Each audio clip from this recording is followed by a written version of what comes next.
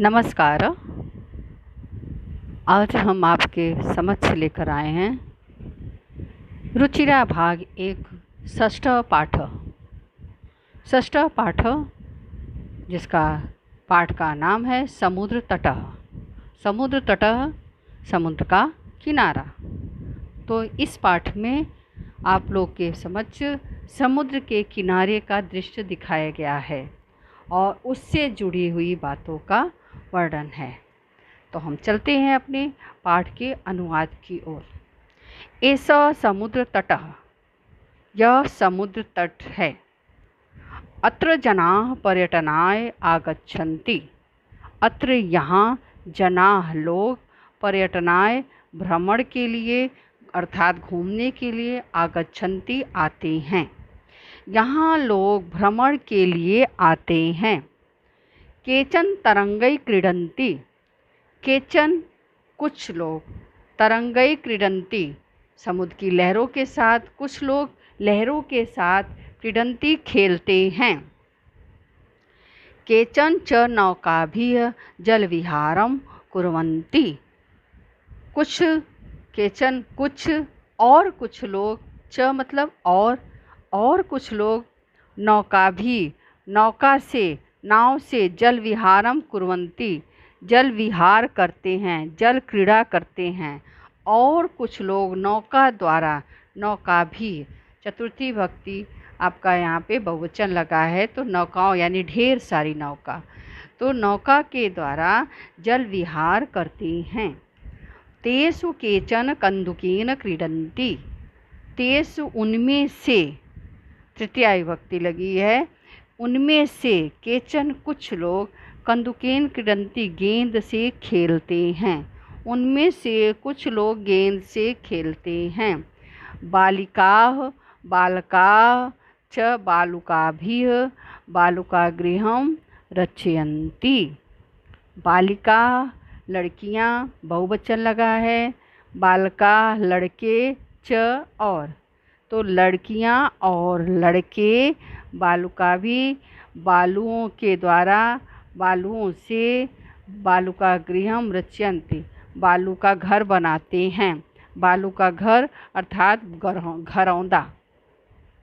तो लड़के और लड़कियां बालुओं से बालू का घर बनाते हैं अर्थात बालू से घरौंदा बनाते हैं।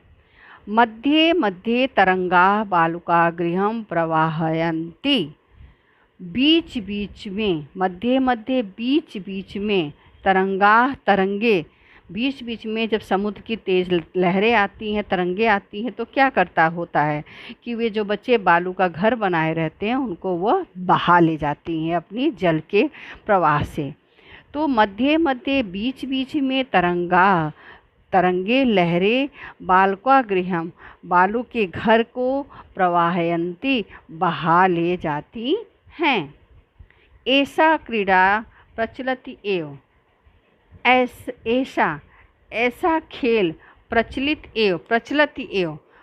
एव मतलब चलती ही रहती है। ऐसा खेल चलता ही रहता है। इस तरह का खेल चलता ही रहता है। बच्चे घरौंदा बनाते हैं, जल आता है और जल के प्रवाह से घरौंदा बह जाता है, फिर बच्चे बनाते हैं। तो ऐसे ही बच्चे समुद्र के किनारे खेल खेल रहे हैं, जो पर्यटन के लिए यहाँ पर अपने पेरेंट्स के साथ, अभी अपने माता पिता के साथ आए हुए हैं। समुद्र तटा न केवलम पर्यटन स्थानानि। अब यहाँ पे बता रहे हैं कि समुद्र तट, जो समुद्र का किनारे हैं, वहाँ पे न केवल पर्यटक स्थान ही हैं बल्कि उनका और चीज़ में भी उपयोग होता है। उससे क्या, कुछ लोगों की रोजी रोटी भी चलती है। तो समुद्र तट न केवल पर्यटक स्थान हैं, अत्र यहाँ मत्स्यजीविनः, यहाँ मछुआरे, अपि भी यहाँ मछुआरे भी स्वजीविकाम चालयन्ति अपनी जीविका को चलाते हैं। यहाँ मछुआरे भी अपनी जीविका को चलाते हैं। अब हम अगले पैराग्राफ में आते हैं। अस्माकं देशे बहवः समुद्र तटाः सन्ति। अस्माकं हमारे, देशे देश में, बहवः बहुत से, समुद्र तटाः समुद्र तट हैं। अब यहाँ पे इसमें आप लोगों को उसके बारे में बताया जा रहा है कि हमारे देश में बहुत से समुद्र तट हैं। समुद्र तटों स्थानों का नाम बता रहा हूँ, जगहों का नाम बता रहे हैं जहाँ जहाँ पर समुद्र तट हैं। तो एतेषु मुंबई, गोवा, कोच्चि, कन्याकुमारी, विशाखापत्तनम, पुरी तटा अतीव प्रसिद्धा सन्ति। एतेषु इनमें से, बहुवचन लगा है एतेषु, इनमें से मुंबई, गोवा, कोच्चि, कन्याकुमारी, विशाखापत्तनम, पुरी का किनारा, तटा मतलब किनारा, पुरी जगन्नाथपुरी में है, उड़ीसा में है, जगन्नाथपुरी को पुरी बोलते हैं।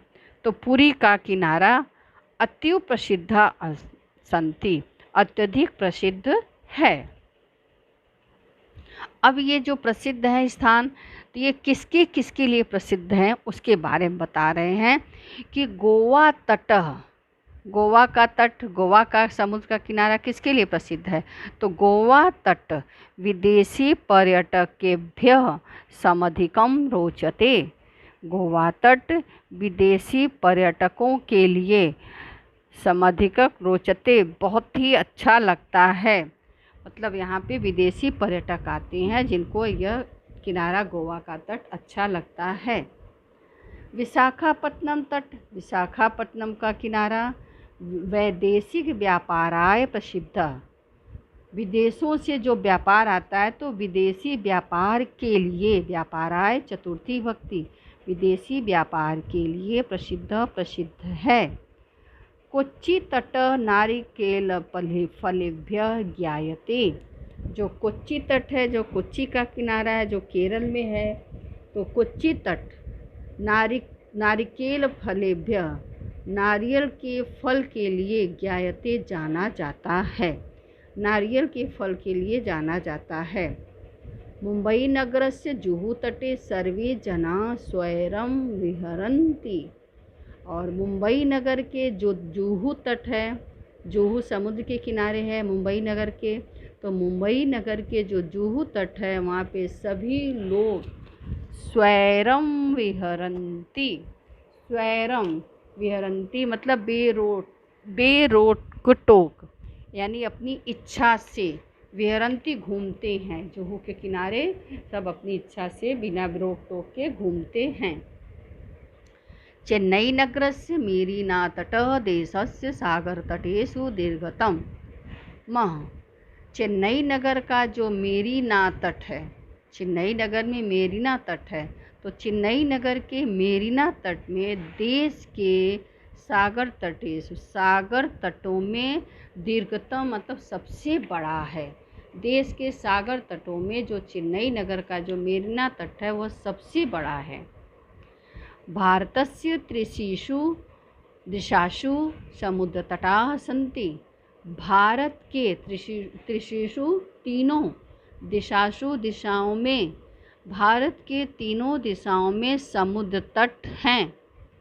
अस्माद् एव कारणात् भारत देश प्रायः द्वीपः। अस्माद् हमारे ही कारण, अस्माद् एव कारणात् हमारे ही कारण से, कारणात् से भारत देश प्रायद्वीप इति कथ्यते। प्रायद्वीप इस प्रकार से कहा जाता है, इति मतलब इस प्रकार से, कथ्यते कहलाता है। हमारे ही कारण से भारत देश प्रायद्वीप कहलाता है। इस कारण से हमारे ही जो है भारत देश प्रायद्वीप कहलाता है। अब पूर्व दिशायां बंगोपसागर, पूर्व दिशा में बंगोपसागर है। दक्षिण दिशा में हिंद महासागर है। और पश्चिम दिशायां च अरब सागर अस्ति, पश्चिम दिशा में अरब सागर है। एतेषां त्रयाणाम् अपि सागराणां संगमः कन्याकुमारी तटे भवति। एतेषां इन्हीं त्रयाणां तीनों अपि सागराणाम इन्हीं तीनों भी सागर के संगम से, संगम यानी मिलन से, तीनों सागर जो बंगोपसागर है, हिंद महासागर है और अरब सागर है। तो इन तीनों ही सागर के मिलने से, संगमा मिलने से कन्याकुमारी तटे भवति, कन्याकुमारी तट होता है। यानी कन्याकुमारी तट के किनारे ये तीनों ही सागर हैं, जहाँ पर जहाँ पूर्णिमायां चंद्रोदय सूर्यास्तम च युगपदेव द्रष्टुम शक्यते। जहाँ पूर्णिमा को, चंद्रोदय यानी चंद्रमा का उदय, पूर्ण चंद्रमा का उदय, तो पूर्णिमा के दिन क्या होता है, चंद्रमा और सूर्यास्तम, सूर्यास्त को युगपदेव द्रष्टुम शक्यते, युगपदेव यानी एक ही साथ, द्रष्टुम देखा, शक्यते जा सकता है। तो इस कन्याकुमारी के तट पर पूर्णिमा के दिन पूर्ण चंद्रमा और सूर्यास्त के समय, अगर हम वहाँ पे जाते हैं हम, तो सूर्यास्त के समय सूर्यास्त को, सूर्य को और चंद्रमा को, इन दोनों को हम एक साथ देख सकते हैं। तो ये आपका पाठ का अनुवाद हुआ। आपके कठिन शब्द यहाँ पुस्तक में दिए गए हैं। शब्दार्था में आपका ये पूरा कठिन शब्द दिया गया है। इसको आप अच्छे से पढ़ लीजिएगा कठिन शब्द में, और फिर आप अपने पाठ के अनुवाद को समझिएगा, एक एक शब्द को समझिएगा, और इसका ध्यान रखिएगा कि इस पाठ में आपके तृतीया विभक्ति और चतुर्थी विभक्ति का प्रयोग हुआ है। अर्थात जो शब्द रूप हैं वो तृतीया विभक्ति और चतुर्थी विभक्ति के रूप हैं। जहाँ जहाँ बहुवचन लगा है वहाँ बहुवचन है, जहाँ एक वचन है वहाँ एक वचन है। तो आज की आपकी यह कक्षा समाप्त होती है। अगली कक्षा में हम पाठ के अभ्यास कार्य के साथ मिलेंगे। नमस्कार।